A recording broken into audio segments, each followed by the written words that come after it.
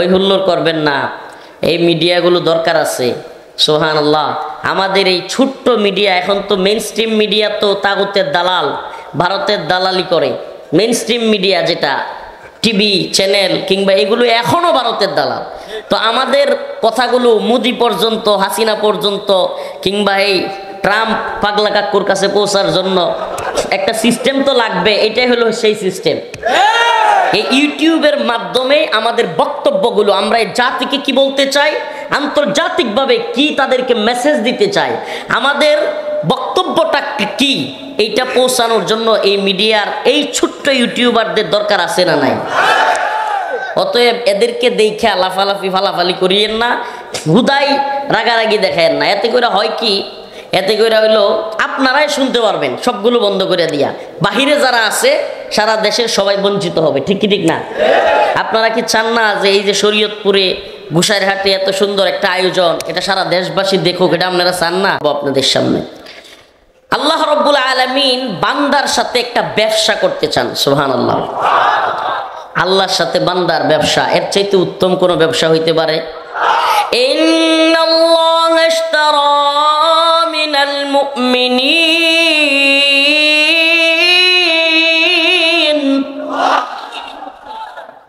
এই ব্যবসায়ের ক্রেতা কে?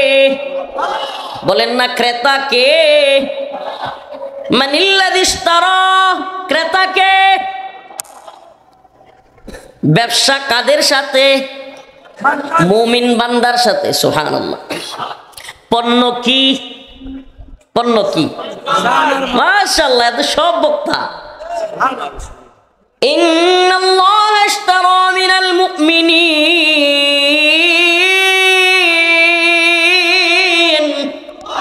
মিনাল মুমিনিনা আনফুসাহুম ওয়া আমওয়ালাহুম। পণ্য হলো জান আর মাল। পণ্য কি? এই পণ্য আল্লাহ চান। কে চান? যদি আপনি এই পণ্য দিতে রাজি হন, আল্লাহ বলেন বিনিময়ে ক্রেতাকে, বিক্রেতা কারা? মুমিনরা। পণ্য আলহামদুলিল্লাহ আমরা ইমানদার, নিজের এতটুকু দাবি তো করতেই পারি। কি কর? আল্লাহ যদি মাফ করে দেয় আমরা কি ইমানদার। ক্রেতাকে, বিক্রেতা ইমানদাররা। আমরা যারা মুসলমান ইমান রাখি কার উপর? পণ্য কি? জান এবং, যদি জান এবং মাল দেই বিক্রেতা হিসাবে আমরা, ক্রেতা কি দিবে? সুবহানাল্লাহ বলবেন। বিনিময়ে আমরা কি পাবো? ইন্নাল্লাযীনা আমানু ওয়া আমিলুস সালিহাত কানাত লাহুম জান্নাতুল ফিরদাউসি নুজুলা। যদি ঈমানদার হই, নেক আমল করি, আমলে সালেহ করি, আল্লাহ বলেন তাদের জন্য পুরস্কার হলো জান্নাতুল ফিরদাউস। সুবহানাল্লাহ। তাইলে আল্লাহ রাব্বুল আলামিনের সাথে ব্যবসা করতে তৈরি আছেন তো? যদি আল্লাহর সাথে ব্যবসা করতে তৈরি থাকেন, আপনার আমার জান মাল, টাকা পয়সা, বাড়ি গাড়ি, আমার যত কিছু আছে সব কিছু কার জন্য হইতে হবে? দুনিয়ার কাউকে রাজি খুশি করবার জন্য হতে পারবে না। দুনিয়ার কোন দলকে, কোন নেতাকে, কোন নেত্রীকে, কোন পীরকে, বাবাকে, ভাইকে খুশি করবার জন্য হতে পারবে না। একমাত্র কাকে খুশি করবার জন্য আপনার জীবনের সবকিছু ব্যয় করতে হবে। হে নবী, আপনি বলে দেন, আপনি জানায় দেন, ইন্না সলাতি, নিশ্চয় আমার নামাজ, ওয়া নুসুকি, আমার কুরবানি, ওয়া মাহইয়ায়া, আমার হায়াত, ওয়া মামাতি, আমার মৃত্যু, লিল্লাহ লিল্লাহ লিল্লাহি রাব্বিল আলামিন। একমাত্র কার জন্য?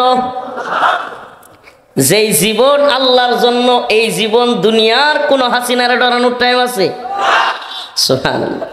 দুনিয়ার কোন মুদিরে ডরানোর টাইম আছে? দুনিয়ার কোন ডোনাল্ড ট্রাম্পে ডরানোর টাইম আছে? আরে যেই জীবন জেনেই নিয়েছে তার রব দিয়েছে, যে ধরেই নিয়েছে তার রব দিতে পারে, তার রব নিতে পারে। এই জীবন তো ভয় করবে একমাত্র কাকে? কারণ সে জানে এই তথাকথিত দুনিয়ার চিল্লা চিল্লি, দুনিয়ার যারা পাওয়ারফুল তারা বলে সুপার পাওয়ার। তারা কি কয়? তারা কয় America super power, Israel super power, Russia super power, Bharat super power. কিন্তু মুমিন বলে না না না, সুপার পাওয়ার সির্ফ আল্লাহ, সুপার পাওয়ার সির্ফ আল্লাহ, লা ইলাহা। সুপার পাওয়ার সির্ফ আল্লাহ, লা ইলাহা। সুপার পাওয়ার সির্ফ আল্লাহ। সুপার পাওয়ার কে? তিনি যদি সুপার পাওয়ার না হইতেন, ওই 313 জন মানুষ যারা কিনা নিজের দেশ থেকে দেশ ত্যাগ করতে বাধ্য হয়েছিলেন, জালেমদের জুলুমে, আবু জাহেল উতবা সাইবাদের জুলুমের শিকার হইয়া, মক্কার কাফেরদের জুলুমের শিকার হইয়া নিজের দেশ ত্যাগ করতে বাধ্য হয়েছিল, যেই অল্প কয়েকজন মানুষ, অল্প না অনেক বেশি? কয় না অল্প না অনেক বেশি? অল্প কেমন অল্প? একেবারেই কথা কন না। তৎকালীন সারা পৃথিবী ছিল কুফফারদের। সারা পৃথিবী কাদের? রোম কাদের ছিল? পারস্য কাদের ছিল? মক্কা মদিনা সব কাদের দখলে ছিল?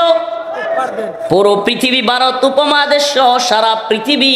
আল্লাহর নবী সাল্লাল্লাহু আলাইহি ওয়াসাল্লাম যখন মক্কায় আগমন করলেন, সারা পৃথিবীর সমস্ত পৃথিবী ছিল কুফফারদের নিয়ন্ত্রণে। ঠিক কি ঠিক না?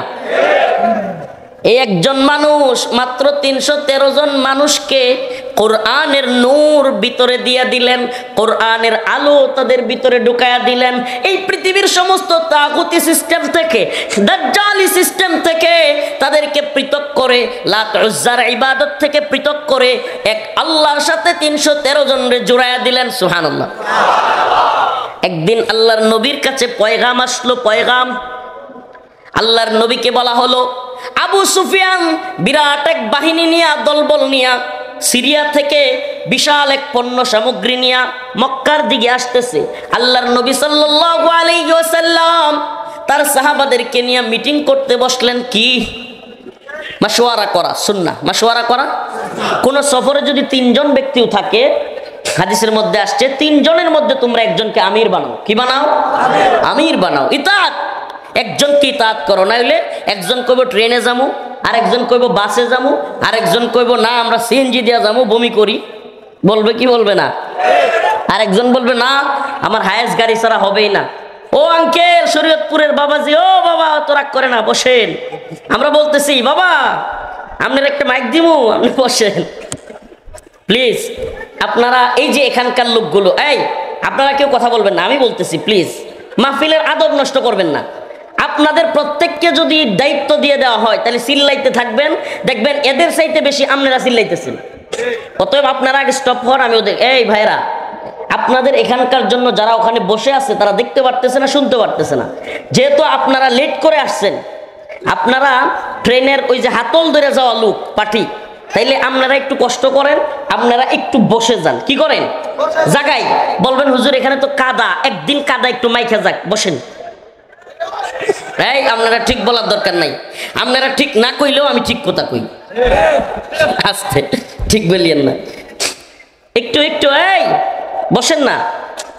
আর না হলে এদিক থেকে, এই যে এই ভাইরা এই দিক থেকে একটু সরে ওই পিছনে চলে যান। দয়া করে আলোচনার মাঝখানে ঢুকে গেলে হঠাৎ করে আলোচনার ইয়াটা নষ্ট করে দিবেন না। মাশাআল্লাহ মাশাআল্লাহ, শরীয়তপুরের মানুষ মাশাআল্লাহ, হাজী শরীয়তুল্লাহ রহমাতুল্লাহি আলাইহির এলাকার মানুষ, আল্লাহ কবুল করুক। মাশাআল্লাহ, এই তো কথা শুনছে। একটু কাদা লুঙ্গির মধ্যে ভরে গেল, কি কম? একদিন একটু এই কোরআনের জন্য, দ্বীনি মাজলিসের জন্য কষ্ট করলাম। হাদিসের মধ্যে আসছে সুবহানাল্লাহ, যারা কোরআনের মাজলিসে অন্য ভাইকে কথা শুনবার সুযোগ করে দেয়, আল্লাহ পাক তাদেরকে জান্নাতে জায়গা বাড়ায়া দেয়। সুবহানাল্লাহটা আসতে কোন সুবহানাল্লাহ। তো বলতেছিলাম কথার আলোচনার ফ্লো বক্তাদের নষ্ট হয়ে গেলে খুব সমস্যা। আমি একটা দাসে আলোচনাটা রেডি করলাম, হুট করে আপনারা কথা বলা শুরু করলেন, এটা করবেন না দয়া করে। যদি কেউ দেখতে নাও পারেন আল্লাহর হস্তে মনে করবেন আমি শুনতেছি, পরে একদিন হুজুরে দেখ কেন মনে, পরে একদিন হুজুরে দেখ মনে, তবুও চুপ থাকবেন ইনশাআল্লাহ। রাজি আছেন তো? তো আল্লাহর রাসূল সাল্লাল্লাহু আলাইহি ওয়াসাল্লামের কাছে সংবাদ আসলো, খেয়াল আছে, যে মক্কার দিকে সিরিয়া থেকে এক বিশাল কাফেলা নিয়ে ঢুকতেছে। এই ঘটনাটা কেন বলতেছি, আজকে আমার এই আয়াতের আলোচনার সাথে সম্পৃক্ত আরেকটা বিশেষ ইন্টারেস্টিং বিষয় আছে। সেটা হলো, আমাকে যখন আমার বাড়ি থেকে নেত্রকোনা থেকে র‍্যাব 1 উত্তরায় নিয়ে আসে দইরা, রাতের অন্ধকারে কালো কাপড় টাপড় লাগাইয়া পিছনে হাতটা ইয়া কইরা, মানে শীর্ষ এক সন্ত্রাসী আমরা, বুঝেন নাই? আল্লাহ এদেরকে হেদায়েত দান করুক। পিছনে এইভাবে দিয়ে তারপরে কাপড় চোপড় দিয়ে নিয়ে আসলো। এখন একের পর এক জিজ্ঞাসাবাদ আর জিজ্ঞাসাবাদ। এই একজন অফিসার আসে, এই তারপরে আরেকটু পরে আরেকজন আসে, এইভাবে জিজ্ঞাসাবাদ করতেছে। এক অফিসার এসে বলতেছিল, হুজুর আপনারা যে মানুষকে জিহাদের ওয়াজ করেন, মানুষকে গরম করে দেন, মানুষের মধ্যে উত্তপ্ত পরিস্থিতি তৈরি করেন, আচ্ছা জীবনে কোনোদিন রসুলের জীবনে কাউরে মারতে গেছে? রসুল কাউরে মারতে বলছে? আপনারা এইভাবে মানুষকে উত্তেজিত করে দেন। র্যাবের এক অফিসার, মোটামুটি ভালো লেভেলের অফিসার। তো আমি চিন্তা করলাম, আসলে সমস্যাটা কি জানেন, ওখানে ওদের সামনে কথা বলতে গেলে বা তর্ক ধরতে গেলেই আঘাত করে। আল্লাহ হেদায়েত দান করুন। তো সে অনেকক্ষণ বলার পরে আমি তর্ক না করে আমি জাস্ট বললাম যে আপনি একটু আপনার হাতে মোবাইল থাকলে বদর যুদ্ধের ইতিহাস একটু খোলেন, বদরের যুদ্ধটা কেমন ছিল, ইসলামের ইতিহাসের প্রথম যুদ্ধ সেটা কেমন ছিল, এটা একটু দেখেন। এরপরে আমি আপনাদেরকে আবারও এই জায়গায় আসব, কেন আপনাদেরকে আজকে এই আলোচনাটা করতেছি এবং আমার আয়াতের সাথে এটা সম্পৃক্ততা কি, এটা ইনশাল্লাহ বলবো। তো একটু এই ঘটনাটা এখানেই রাখলাম। তো আল্লাহর রাসূল সাল্লাল্লাহু আলাইহি ওয়াসাল্লাম দ্বিতীয় হিজরিতে, কত হিজরি এগুলো মনে রাখেন, দরকার আছে। মুসলমানরা এখন আমাদের বিপ্লবের কথা, ইতিহাসের কথা, বিজয়ের কথা সেগুলো জানে না, সেগুলো বলে না। ওই আব্রাহাম লিঙ্কন, জর্জ রোসো কিংবা নিউটনের সূত্র, অমুক তমুক আরো কত কিছু হাবিজাবি নাটক, সিনেমা, এগুলো পোলাপান জানে, আলোচনা করে। কিন্তু আমাদের বিজয়ের ইতিহাস, আমাদের মুসলিমদের শৌর্য-বীর্যের ইতিহাস ভুলে গেছে। তারা ভুলে গেছে মুহাম্মদ বিন মাসলামার ইতিহাসের কথা, সুলতান সালাউদ্দিন গজনবীর কথা, সালাউদ্দিন আইয়ুবীর ইতিহাসের কথা, মুহাম্মদ বিন কাসিমের হিন্দুস্তান বিজয়ের কথা। মুসলমান এগুলো ভুলে গেছে। এগুলো ভুলে গিয়ে এখন ওই কুফফারদের শক্তির কাছে মাথা নত কইরা গোলামির জিনজিরে আবদ্ধ হয়ে গেছে। নাউজুবিল্লাহ। গোলামির জিনজির, এটা দেখতে যায়, দেখা যায় না। গোলামির জিনজির এটা এই চোখ দিয়ে দেখা যায় না, চর্মচক্ষু দিয়ে দেখার উপায় নাই। এটা একটা মানসিক শৃঙ্খলে আবদ্ধ এক জিনজির, এটা একটা শিকল, যে শিকল আপনার মানসিকভাবে এই ওয়ার্ল্ডের তথাকথিত নিউ ওয়ার্ল্ড অর্ডার বা আধুনিক বিশ্ব ব্যবস্থার, আধুনিক কুফুরের মাথারা, আধুনিক বিশ্ব কুফুরের হেডকোয়ার্টার যেগুলো, এই সাপের মাথাগুলো পুরো পৃথিবী নিয়ন্ত্রণ করবার জন্য এই সিস্টেমগুলো, সেকুলারিজম, ডেমোক্রেসি, আরও যত ধরনের এই সমাজতন্ত্র, এই সমস্ত মতবাদ দিয়া মানুষের মগজ, ব্রেন ওয়াশ করে মানুষকে এক ধরনের মানসিক শিকলের মধ্যে আবদ্ধ করে রেখেছে। ওই শিকল থেকে শুধু দেখা যায় ওদের পাওয়ার, ওরা বিরাট কিছু। কিন্তু যেই ওই শিকল ভেঙ্গে বেরিয়ে আসতে চায়, ওই যে বললাম 313 জন, কতজন? পুরো পৃথিবী তাদের বিরুদ্ধে। যদিও ওই বদর যুদ্ধের ইতিহাসে পাওয়া যায় যে সাহাবায়ে কেরাম ছিল 313 জন, কতজন? আর কাফেরদের সংখ্যা ছিল 1000 বা তার আশেপাশে, এটাই তো আমরা জানি। কিন্তু আমার একটা প্রশ্ন, উলামায়ে কেরাম আছেন কিংবা যারা ইসলামিক লাইনে পড়াশোনা করেছেন, দেখেন আমরা তো বাহ্যিকভাবে যুদ্ধের ইতিহাস পড়লে শুধু এটাই দেখি 313 জনের বিপরীত 1000। কিন্তু বাস্তবতা কি ছিল? আল্লাহ রাসূল সাল্লাল্লাহু আলাইহি ওয়াসাল্লাম ওই যুদ্ধের দিন দোয়া করেছিলেন, হে আমার রব, আয় আল্লাহ, আজকে আপনার এই 313 জন গোলাম, এই বান্দা, এগুলো যদি শেষ হয়ে যায়, আপনার নাম নেওয়ার মতো, আপনার ইবাদত করবার মতো কেউ থাকবে না। এই কথার দ্বারা রাসূলের কি প্রতীয়মান হয়? বোঝা যায় ওই 313 জনের বাহিরে সমস্ত পৃথিবী ছিল কুফফারদের দখলে। বোঝা যায় ওই 1000 জন ধ্বংস হইলেও আরো 1000 তৈরি হওয়ার মতো লোক ছিল, কিন্তু এই 313 জন শেষ হয়ে গেলে আর কেউ ছিল? সুবহানাল্লাহ। তার মানে পুরো পৃথিবী একদিকে আর এই 313 জন একদিকে। আজকের পৃথিবীতে হইলে, বাস্তবতা বলেন তো, আজকের পৃথিবীতে হইলে ওই 313 জন মানুষরে পাগল হইতো না? একটু একবার কোনোদিন চিন্তা করছেন? সুবহানাল্লাহ। কারো ঘোড়া নাই, ওই যুগে তো ঘোড়া ডাল তলোয়ার, তারপরে তীর ধনুকের যুগ ছিল, যুদ্ধ, ঠিক আছে। সর্বোচ্চ মিনজানিকটাও অ্যাভেলেবেল না। মিনজানিক কি? ওই পাথর ছুরার একটা আপনার এরকম বড় কাঠ দিয়া তৈরি করে, তারপরে রশি দিয়া টাইনে আইনে এরপর একটা পাথর রাইখা ওই শত্রুদের উপরে পাথর মারা কিংবা অগ্নির ইয়া মারা, এগুলো আগের যুদ্ধের কৌশল। আমাকে বলেন, এই 313 জনের হাদিসের কথা, কারো কাছে তলোয়ার ছিল না, কারো কাছে ধনুক ছিল না, কারো কাছে তীর ছিল না।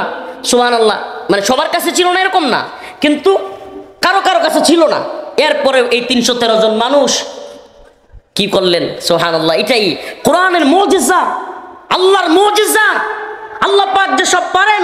আল্লাহ যে বলেছেন কাম মিন ফিয়াতিন কালিলাতিন গালাবাত ফিয়াতান কাসীরাতান বিইذنিল্লাহ, এটা যেন তার নমুনা যে আমি, তোমরা যদি লেগে থাকো, তোমরা কি করো? লেগে থাকো। ইসবিরু ওয়া সাবিরু ওয়া রাবিতু, সবরের সাথে ধৈর্যের সাথে কামড় দিয়া যদি বিশ্ব কুফফারদেরকে তোমরা ধরে রাখতে পারো, একদিন বিজয় তোমাদের হবে। মুসলমান ইমানদার, আমরা কি দেখছি? ফিলিস্তিনে যখন আমরা দেখলাম ইসরায়েলে মুজাহিদরা হামাস আক্রমণ করলো ইসরায়েলের বিশেষ একটা দিনে, তখন পুরা কুফফাররা ফাইটে গেল। ইসরায়েলের নেতানিয়াহু বলা শুরু করলো 24 ঘন্টার মধ্যে হামাসকে নিশ্চিহ্ন করে দেওয়া হবে। আমরা শুনি না এই গল্প? 24 ঘন্টা গেছে, 24 দিন গেছে, 24 মাস গেছে, হামাস নির্মূল হয় নাই। হামাস আর নতুন উদ্যমে, নতুন শক্তিতে গর্জে উঠতেছে। সুবহানাল্লাহ, আমার রবের ওয়াদা সত্য। আমার রব ওয়াদা দিয়েছেন ইসবিরু ওয়া সাবিরু ওয়া রাবিতু, সবরের সাথে ধৈর্যের সাথে কুফফার বিশ্বের সাথে ইসলাম নিয়ে লড়ে যেতে হবে, দিন প্রতিষ্ঠার সংগ্রামে নিয়োজিত থাকতে হবে। ইনশাআল্লাহ কুফফাররা হেরে যাবে, বিজয়ী হবে মুসলমান। এই কোরআনী মুজিজা, কোরআনী নূর। জাহেলিয়তের যুগে আল্লাহ রসুল পৃথিবীতে আসলেন, যখন মেয়েদেরকে জীবন্ত পুঁতে রাখা হতো, কন্যা সন্তান হইলে পরে কন্যা সন্তানকে জ্যান্ত কবর দিত, কন্যা সন্তানদেরকে মনে করতো অপমান। আমাদের সমাজে আস্তাগফিরুল্লাহ, এখনো জাহেলি সমাজে কিছু কথা আছে, যেই পুরুষের মেয়ে বেশি হয় তারে কয় তুই একটু দুর্বল মনে হয়, খুশা দেয় কি দেয় না? আস্তাগফিরুল্লাহ। ওই জাহেলিয়তের জামানায় এটা এত বেশি ছিল যে কারো কন্যা সন্তান হইলে সেই পুরুষকে পুরুষত্বহীন কিংবা বিভিন্ন খুঁটা দিত, তুই কিরকম পুরুষ, এগুলো বলতো। এজন্য তারা মেয়ে হইলে জীবন্ত পুঁতে রাখতো। সুবহানাল্লাহ, সেই জীবন্ত পুঁতে রাখা জামানা থেকে আল্লাহর রাসূল এসে বললেন কুলু লা ইলাহা ইল্লাল্লাহ, তোমরা বলো আল্লাহ এক, তুফলিহুন, সফল হবে। আর কোন নারীকে তোমরা জীবন্ত পুঁতে রেখো না। সুবহানাল্লাহ। আমাকে বলেন, সেই মানুষটা নারীর অধিকার কম দিয়েছেন? আমার আল্লাহ নারীর অধিকার কম দিয়েছেন। হাদিসের মধ্যে আসছে আল জান্নাতু তাহতা আকদামিল উম্মাহাত, মায়ের পায়ের নিচে সন্তানের বেহেশত। বলেন পৃথিবীতে কোন তন্ত্র মন্ত্র, কোন নারীর ক্ষমতায়ন, কোন অধিকার এর চাইতে বড় অধিকার দিতে পারবে? বলেন আমাকে, দিতে পারবে? আল্লাহ রসুল এমন জামানায় আসলেন, ইতিহাস সাক্ষী, ইতিহাস নির্ভুল ইতিহাস, যেই জামানায় মেয়েদেরকে পুঁতে রাখা হতো, রসুল নিষেধ করলেন। ও মুসলমান ইমানদার, অথচ আজকে নারীর ক্ষমতায়নের নামে, নারী অধিকারের নামে নারীদেরকে অশ্লীলতা, বেহায়াপনা, বেলাল্লাপনায় লিপ্ত করা হচ্ছে। হচ্ছে কি হচ্ছে না? নারীদেরকে ফুটবলার, ক্রিকেটার, ডান্সার হওয়ার নামে, নারী অগ্রগতি, নারী প্রগতি, নারী উন্নতির নামে আজকে আমাদের মা বোনদেরকে জাহান্নামের পথে ছেড়ে দেওয়া হয়েছে। ও নিরাপত্তায়, নিরাপত্তাহীনতায় ছেড়ে দেওয়া হয়েছে। আজকে বাংলাদেশে জাহানারা আলম নামের জাতীয় দলের একজন ক্রিকেটার মেয়ে, সেও বলতে বাধ্য হয়, আমাকে আমার বোর্ডের, আমার এই ক্রিকেট বোর্ডের কর্মকর্তারা আমাকে জড়ায়া ধরে, আমার গায়ে টাচ করে, আমাকে কানাকানি আইসা বলে, জাহানারা তোমার পিরিয়ড শেষ হইলে সাক্ষাৎ করো। নাউজুবিল্লাহ বলবেন না? নাউজুবিল্লাহ বলবেন না? ও মা, ও বোন, তোমাকে বলছি, তোমাকে বলছি, তুমি যেটাকে মনে করতেছো প্রগতি, উন্নতি, ফ্রিডম, স্বাধীনতা, আর এটা তোমার স্বাধীনতা নয়, এটা তোমাকে ভোগ্য পণ্য বানানো। তোমার নিরাপত্তা কোথায়? তোমার নিরাপত্তা তোমার বাবার আশ্রয়ে, তোমার নিরাপত্তা তোমার স্বামীর ঘরে। কখনোই ওই তোমার শরীরের অঙ্গ প্রত্যঙ্গ দেখায়া খেলাধুলা কিংবা ডান্স দেওয়ার মধ্যে তোমার অধিকার নাই, তোমার ক্ষমতা নাই। আপনাদেরকে একটা ছোট্ট কথা বলি, আমি এক লাইনের যুদ্ধের ইতিহাস থেকে একটু সরে আসছি, আপনাদেরকে এগুলো না বললেই নয়। সাম্প্রতিক সময়ে বাংলাদেশে যে ঘটনাটা ঘটে গেছে, মঞ্জুরুল ইসলাম নামের এক লোকের নামে এই বাংলাদেশের নারী ক্রিকেটার জাহানারা আলম, সে বিশাল এক অভিযোগ নিয়ে আসছে। নাউজুবিল্লাহ, আমি আর গভীরে যাইতে পারতেছি না। পিরিয়ডের সময় শেষ হইলে তুমি দেখা করিও, এটা একটা মেয়েকে বলা, তার মানে কি বুঝায়? এই নিয়ে কি নারীদের নিরাপত্তা, এই নাকি এখন দেখবেন এই নারীবাদীরা যেগুলো ঘেউ ঘেউ করে অন্য সময় টিপ টিপ পড়াইতে দেয় নাই, মনে আছে আপনাদের? এক পুলিশের চাকরি চলে গেল, সারা দেশে তোলপাড়, আরে কত কিছু। কিন্তু এখন এই যে নারীকে এত অবমাননা করা হলো, এই নারীবাদীদের ঘেউ ঘেউ আপনি শুনছেন? শুনবেন না। কেন? কারণ হলো এই নারী ক্রিকেটার। এখন যদি আমরা ঘেউ ঘেউ বেশি করি, এই নারীদের ক্রিকেট খেলা, নারীদের ফুটবল খেলা, হাফ প্যান্ট পরে, শর্ট প্যান্ট পরে, ছোট ছোট জামা পরে বেড়ানো, এগুলোর ব্যাপারে উলামায়ে কেরাম যা বলে তা সত্য প্রমাণিত হবে। প্রিয় ভাইরা আমার, বন্ধুগণ আমার, আমি আমার মা বোনদেরকে বলবো, তোমাদেরকে এই বিশ্ব ব্যবস্থা, এই তথাকথিত আধুনিক জাহেলি বিশ্ব ব্যবস্থা বুঝিয়েছে এটা তোমাদের উন্নতি, অগ্রগতি। আমি আপনাদেরকে ছোট্ট একটা ঘটনা বলি। আমেরিকান বড় বড় বিজনেসম্যান যারা সিগারেটের ব্যবসা করে, সিগারেটের, ওরা একবার বৈশ্বিকভাবে চিন্তা করলো যে আচ্ছা, সিগারেটের এই ব্যবসায় কিভাবে আরো উন্নতি করা যায়, সিগারেটের সাপ্লাই আরো কিভাবে বাড়ানো যায়। এটা হলো পুঁজিবাদী সিস্টেমের বড় বড় ব্যবসায়ীদের লুক রেডি করা থাকে, ব্যবসার ক্ষেত্রে আরো কিভাবে উন্নতি করতে পারবে, এজন্য কিছু ব্রেইনিস্ট লুক তারা রেডি করে রাখে, এদেরকে বেতন দেয়, এদের কোনো কাজ নাই, এরা শুধু পরামর্শ দিবে যে এই ব্যবসাকে আরো কিভাবে ডেভেলপ করা যায়। তো আমেরিকার ওই যেগুলো কিনা ব্রেইনার, এরা চিন্তা করলো, এরা বিজনেসম্যানদেরকে বলবো, ব্যবসায়ীদেরকে বললো যে আপনারা যদি একটা চিন্তা করেন যে আমাদের সারা পৃথিবীতে শুধু পুরুষরাই সিগারেট খায়। কারা খায়? পুরুষরা। এখন পুরুষরা সিগারেট খায়, কিন্তু পুরুষদের চাইতেও 1.5 গুণ কিংবা 2 গুণ হলো মহিলা। সারা পৃথিবীতে পুরুষের চাইতেও 2 গুণ কিংবা 1.5 গুণ কি মহিলা। যদি এত বেশি মহিলা থাকার পরে বিড়ি সিগারেট না খায়, তাইলে কিন্তু সিগারেটের ব্যবসা আরো বাড়বে। এজন্য তারা পরামর্শ দিল, এই সিগারেটের কথা ছড়াই দিতে পারেন, তাদেরকেও সিগারেট খাওয়ার দিকে উদ্বুদ্ধ করতে পারেন, তাইলে ব্যবসা আরো বাড়বে। চিন্তা করছেন প্ল্যানিংটা? এখন এটা কিভাবে করতে হবে? তারা 100 নর্তকী ভাড়া করলো। 100 কত? 100 যেগুলো বেহায়া, যেগুলো অশ্লীল, এগুলোকে হাফ প্যান্ট পরাইয়া এবং ছোট্ট ছোট্ট কাপড় পরাইয়া আমেরিকার রাস্তায় ছেড়ে দিল। ছেড়ে দিয়া ওদের হাতে একটা একটা সিগারেট ধরাইয়া দিল। একটা একটা সিগারেট টান দেয়, আমেরিকার রাস্তায় ওই মেয়েরা বলে ফ্রিডম ফ্রিডম, ইন্ডিপেন্ডেন্ট ইন্ডিপেন্ডেন্ট। মানে হলো সিগারেট খাওয়া, এটা হলো স্বাধীনতা। নাউজুবিল্লাহ বলবেন না? ও মুসলমান, দেখেন সূক্ষ্ম প্ল্যানিংটা বুঝেন। এই 100 মেয়ে ফ্রিডম বলছে, এখন আরো যত পৃথিবীতে মেয়েরা আছে তারা কি চিন্তা করবে যে আমিও যদি ছোট ছোট জামা পইরা সিগারেট রাস্তায় পুরুষদের মতো খাইতে পারি, পুরুষরা খাইতে পারে, আমি কেন পারবো না? এই স্বাধীনতা তারাও চায়। ব্যবসা আরো বাড়বে কি বাড়বে না? বলেন বাড়বে কি বাড়বে না? ও উম্মতে মুসলিমা, একই প্ল্যানে এরা আগাচ্ছে। ইসলামকে ধ্বংস করবার জন্য, মাদ্রাসার ধ্বংস করবার জন্য, মসজিদ ধ্বংস করবার জন্য, ইসলামিক সমস্ত কিছুকে ধ্বংস করে দেওয়ার জন্য এদের প্ল্যানিং এর অভাব নেই। কিন্তু আমরা যদি আল্লাহর নবীর মতো অল্প অল্প করে, সাহাবাই কেরামকে যেভাবে রাসূল সাল্লাল্লাহু আলাইহি ওয়াসাল্লাম দ্বীনের দাওয়াত দিয়ে দ্বীনের জন্য তৈরি করেছিলেন, এই উম্মতের জন্য জানবাজ মর্দে মুজাহিদ তৈরি করেছিলেন, আমরাও যদি একই প্রক্রিয়ায় আগাতে পারি, উলামায়ে কেরামকে ভালোবাসি, তাদের সাথে থাকি এবং নিজেরাও নামাজ পড়ি, নিজেরা দাওয়াত দেই, নিজেরা দায়ী হই, ইনশাআল্লাহ গোটা পৃথিবীতে ইসলামী বিপ্লব হবে। তো যে কথা বলতেছিলাম, মক্কা থেকে আল্লাহ রসুল সাল্লাল্লাহু আলাইহি ওয়াসাল্লামকে মদিনায় হিজরত করতে বাধ্য করা হলো। একটা কাফেলা আবু সুফিয়ানের নেতৃত্বে, পরবর্তীতে যিনি মুসলমান হয়েছিলেন রাদিয়াল্লাহু আনহু, ওনারা একটা কাফেলা নিয়ে উনি আসতেছিলেন, তখনও তিনি কাফের। আল্লাহ রসুলের কাছে খবর আসলো, কিছু জান্নাত মুজাহিদের গল্প শুনে যান। আল্লাহ রসুল সাল্লাল্লাহু আলাইহি ওয়াসাল্লাম সমস্ত সাহাবাই কেরামকে নিয়ে বসলেন।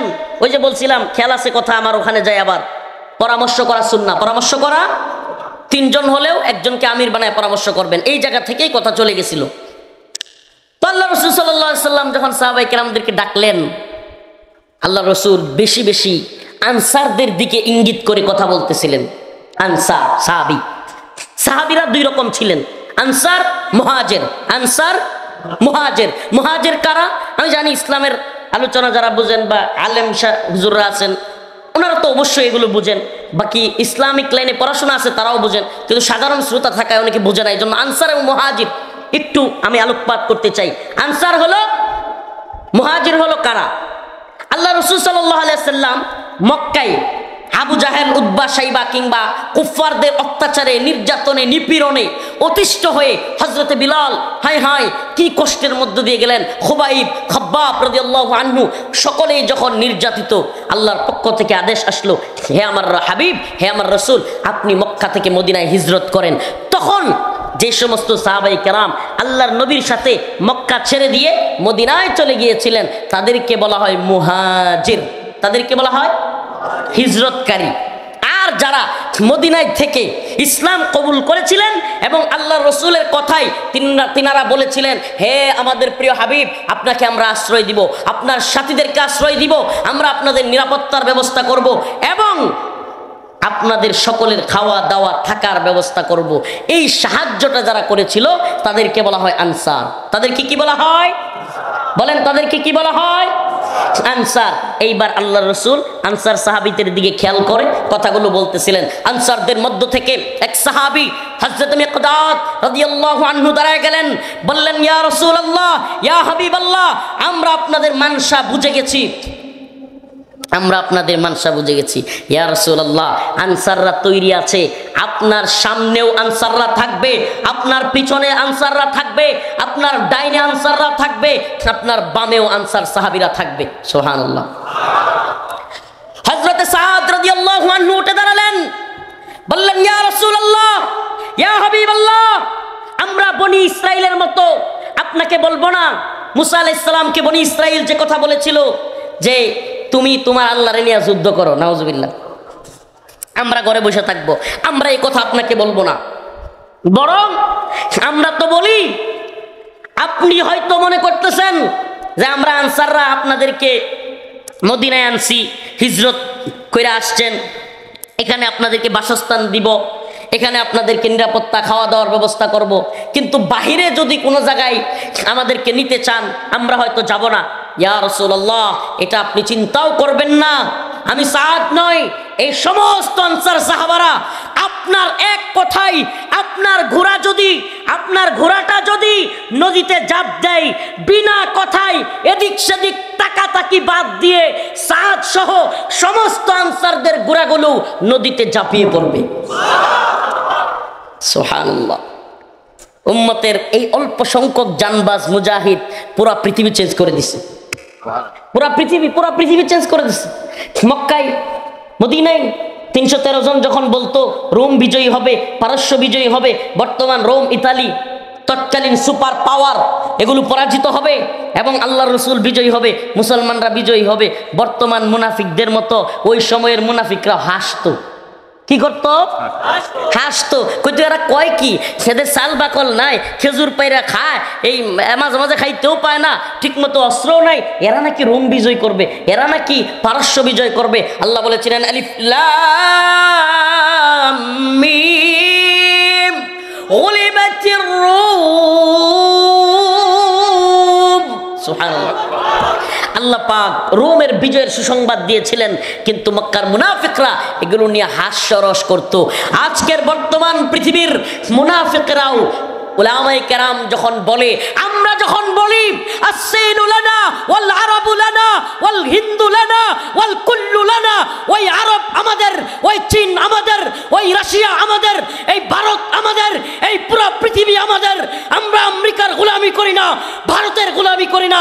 ইনশাআল্লাহ অচিরেই পুরো পৃথিবী আবার মুসলিম উম্মার এক পতাকা তলে, কালেমার পতাকা তলে আসবে, পুরো পৃথিবী বিজয়ী হবে এবং কাফেরদেরকে জিজিয়া দিয়ে এই পৃথিবীতে থাকতে হবে ইনশাআল্লাহ।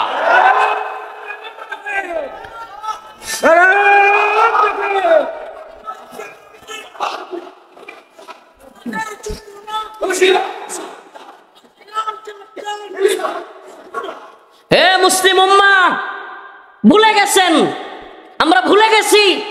ইতিহাস পড়ি না, ইতিহাস জানি না। আজকের জামানায় 313 জন মানুষের গল্প এগুলা শুনতে শুনতে আমাদের নরমাল হয়ে গেছে। কেন আরো নরমাল কেন হয়েছে? এখন বদ্রি কমিটি করে 1000 টাকা বদ্রি কমিটি, আর মানুষ চিন্তা করে এটা আবার কোন বদর? 1000 টাকা বদ্রি কমিটি করে, টাকা কামানোর দান্দা। এই বদ্রি কমিটির নাম দিয়ে এগুলো কইরে আরো কি হয়, আরো ওই বদরের সাহাবীদেরকে আরো ইজ্জতের সম্মানের কথা বলে সম্মান আরো কমানো হয়। এই কারণে বদর কি ছিল এটা পাবলিক বুঝে না। আরে বদর ছিল 313 জন বনাম পুরা পৃথিবী। আজকের পৃথিবীতে এটা হলে হাসাহাসি হইতো, আজকের পৃথিবীতে এটা হলে কি তাদেরকে নিয়ে বলতো পাগল। সুবহানাল্লাহ, হাদিসে তো আসছে আজকের দুনিয়ায় সাহাবায়ে কেরাম থাকলে সাহাবায়ে কেরামকে মানুষ বলতো পাগল, আর সাহাবায়ে কেরাম বলতো সবদিরে মুনাফিক আর কাফের। আল্লাহ আস্তাগফিরুল্লাহ আমাদেরকে মাফ করুক। আরো বুঝতে পারেন আমিন। কি মনে করেন আপনারা, কি মনে করেন আল্লাহর নবীর একজন সাহাবী যেই সাআদ পুরা পৃথিবীর বিরুদ্ধে হুঙ্কার দিয়ে রাসূলের সামনে বলেছিলেন, ইয়া রাসূলুল্লাহ আপনি যদি বলেন আপনার ঘোড়াটা নদীতে ঝাঁপ দিবে আর পিছনে আপনার তাকাইতেও হবে না, সমস্ত আনসারদের ঘোড়া নদীতে ঝাঁপ দিবে। এই সাআদ রাদিয়াল্লাহু আনহু আজকে থাকলে কোনো বাংলাদেশে একটা মদের লাইসেন্সের একটা ফ্যাক্টরি, মদের একটা দোকান থাকতে পারতো? সমস্ত উলামায়ে কেরাম সবগুলোকে এবং এই তাওহীদি জনতাকে নিয়ে এই সমস্ত মদের বার ভাঙিয়ে দিতেন না? একবার একটু চিন্তা করেন, আল্লাহর নবীর একজন সাহাবায়ে কেরাম থাকলে অগ্রণী ব্যাংক, সোনালী ব্যাংক, রূপালী ব্যাংক, এই তথাকথিত যত সুদের ব্যাংক আছে একটাও থাকতে দিতেন? চিন্তা করছি কখনো?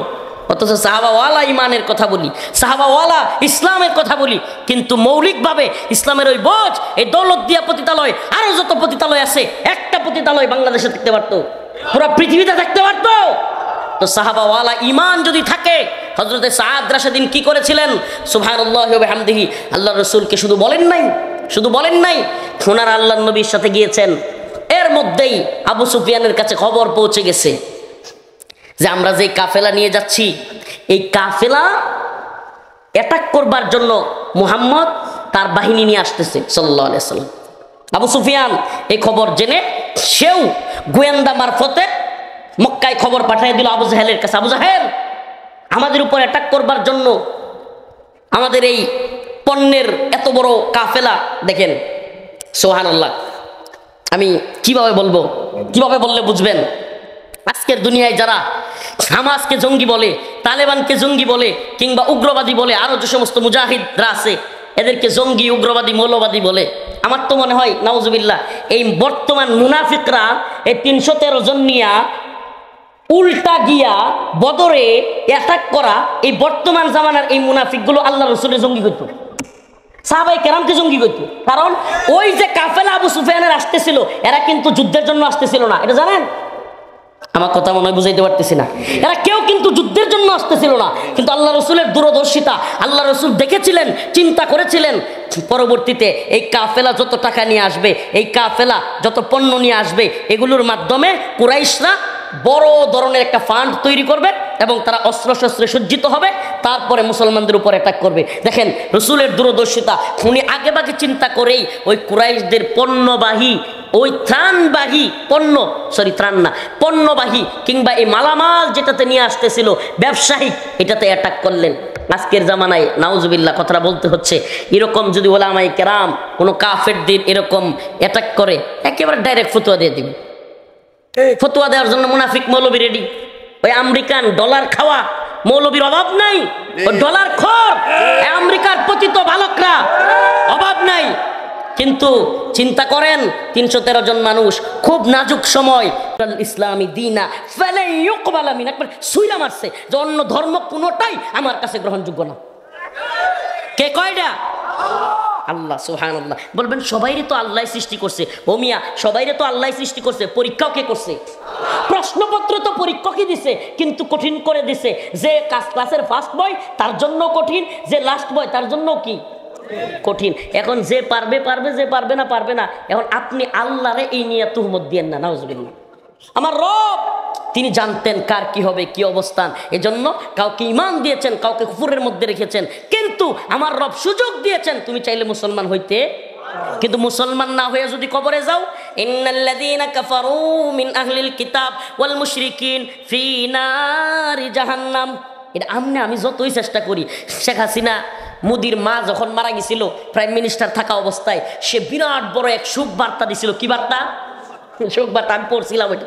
শেখ হাসিনা লিখছিল, প্রিয় মোদিজি কা মা, তার আখেরাত উভয় জাহান মঙ্গলজনক হোক। হাসিনা দোয়া করলে কি মুদির মা জান্নাতে যাইব? কথা কয় না। হাসিনা দোয়া করে কি মুদির মারা জান্নাতে বাড়াইতে পারবো? আল্লাহ বলছে মিন আহলিল কিতাব ওয়াল মুশরিকিন ফি নারি, কথা কয় না, ফি নারি। কে কয়?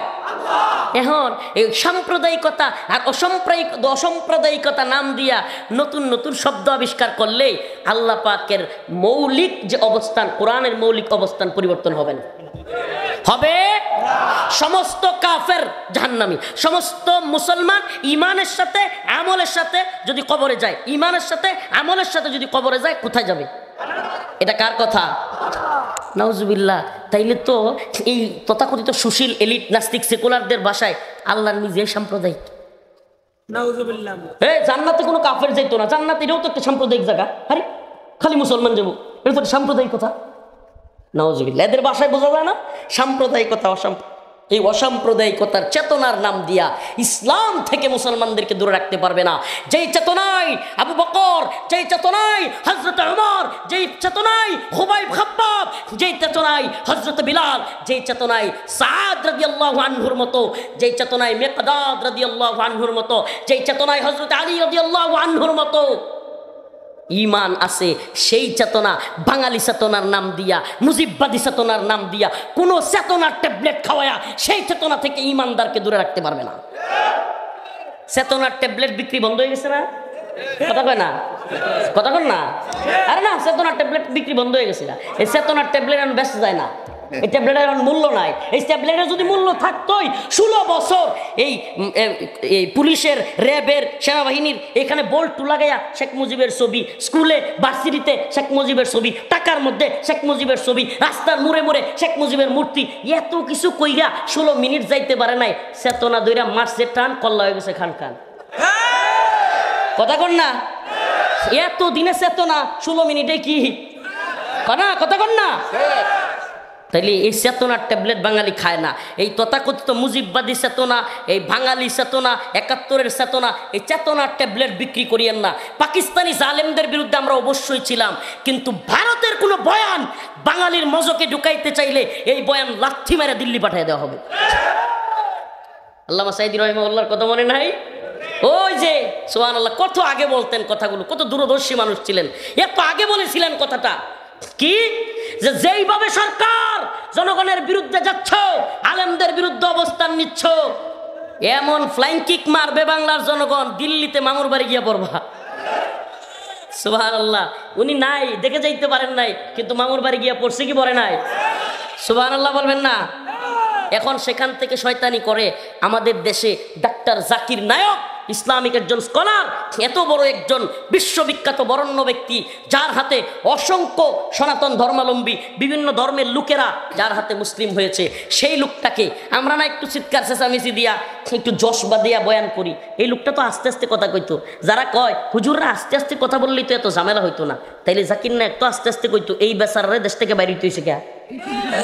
তার মানে সমস্যাটা আস্তে আর জোরের মধ্যে না, সমস্যাটা হলো ইমানের সাথে। সমস্যাটা কিসের সাথে? বক্তা আস্তে বলুক আর জোরে বলুক, যদি বুঝে কুফফারদের ক্ষতি হইতেছে, ওই লোককে দেশ ত্যাগ করতে হয়। শুধু দেশ ত্যাগ করায় ক্লান্ত হয় নাই, এই শয়তান ভারত, এই হিন্দুত্ববাদী তাগুতি শক্তি এখন ডক্টর জাকির নায়ককে বাংলাদেশে কিছু স্কলাররা, কিছু তার মুহিব্বিন, ওনার মুহিব্বিনরা ইনভাইট করেছে, দাওয়াত করেছে। এই মানুষগুলো এত আশা করে বাংলাদেশে ওনাকে আনার চেষ্টা করেছে। এই ভারতের পররাষ্ট্র মন্ত্রণালয় এই শয়তানের দল কুত্তার মতো ঘেউ ঘেউ শুরু করছে, বলা শুরু করছে জাকির নায়ক দেশে আসলে নাকি তারা, জাকির নায়ক হইল তাদের ভাষায় অপরাধী, নাউজুবিল্লাহ, তাকে তাদের হাতে তুলে দেওয়া হবে, মামুর বাড়ির আবদার, তাকে তাদের হাতে তুলে দিতে হবে। আমার প্রশ্ন, জাকির নায়ক ভারতের কোন মানুষকে আঘাত করে হত্যা করেছে? কোন জায়গায় ভারতে বোমা মেরেছে? কোন জায়গায় সন্ত্রাসী কার্যক্রম করেছে? কাকে মেরেছে? কাকে হত্যা করেছে? কাকে গুলি করেছে? কাকে ধর্ষণ করেছে? কাউকে রেপ করেছে? কিছুই করে নাই। তাইলে এই মানুষটা ভারতের চোখে অপরাধী, মানেটা কি? বোঝা গেল? বোঝা গেল সমস্যাটা আমার আপনার সাথে না, সমস্যাটা রফিকুল ইসলাম মাদানির সাথে না, সমস্যাটা মুসলমানদের সাথে না, সমস্যাটা ইমানের সাথে। সমস্যাটা কাদের সাথে? ইমানের সাথে। আমরাও বলি এরা বলেছে বাংলাদেশের সাথে বন্দি চুক্তি আছে, এই জন্য বাংলাদেশে কেউ ধরা পড়লে ভারতের হাতে দিতে